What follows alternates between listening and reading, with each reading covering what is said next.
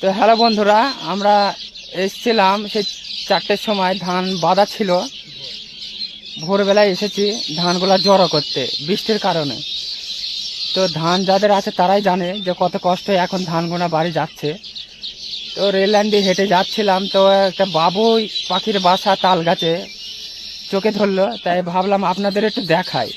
চলো আপনাদের একটু প্রথমে জুম করে দেখাই কত সুন্দর বাবুই পাখির বাসাগুলা, মানে এত সুন্দর বানিয়েছে। দেখিছো প্রকৃতিটা কি সুন্দরই বা লাগছে, কি সুন্দর করে বানিয়েছে।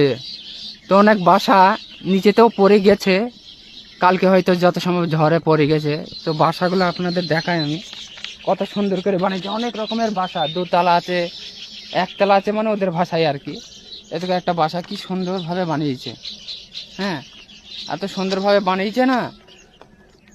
এটা বলে দোতলা। হ্যাঁ, এটা মনে হয় যত সম্ভব অনেকদিন আগেই পড়েছে, যেহেতু ওই মাটি লেগে গেছে। হ্যাঁ, তবু আপনাদের দেখাচ্ছি বাসাটা এত সুন্দর বানিয়েছে।